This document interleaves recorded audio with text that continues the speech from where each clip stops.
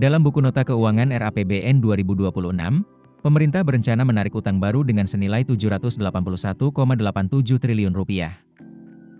Pembiayaan utang pada tahun depan ditujukan untuk menutup defisit anggaran yang ditargetkan sebesar Rp638,8 triliun, setara 2,48% dari produk domestik bruto. Jumlah penerbitan utang baru tersebut tergolong tinggi.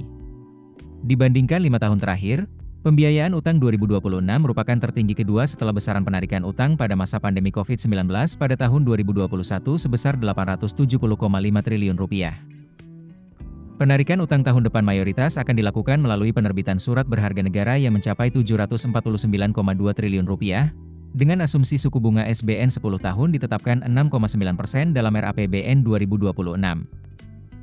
Penerbitan SBN tersebut meningkat 28,05% dibanding Outlook 2025 yang sebesar Rp585,1 triliun. Sedangkan Rp32,7 triliun sisanya berupa pinjaman.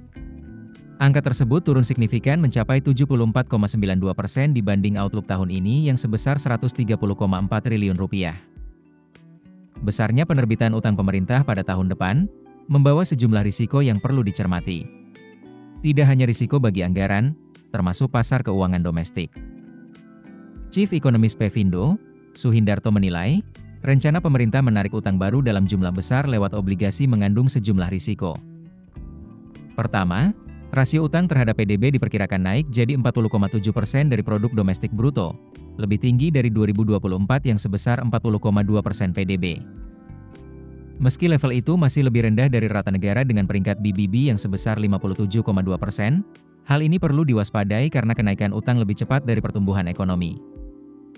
Kedua, beban bunga utang akan meningkat.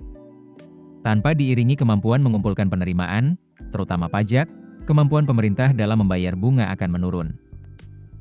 Alhasil, rasio beban bunga terhadap pendapatan pemerintah bisa mencapai 14,6% pada 2026, lebih tinggi dari rata negara dengan peringkat BBB yang sebesar 8,97%. Ketiga, potensi tarik-menarik dana alias crowding out. Penerbitan SBN besar-besaran bisa menyerap likuiditas pasar sehingga menekan sektor swasta dan mendorong suku bunga lebih tinggi. Keputusan bisnis terbaik datang dari data, bukan tebakan. Mudah berlangganan Business Insight dengan subscribe with Google.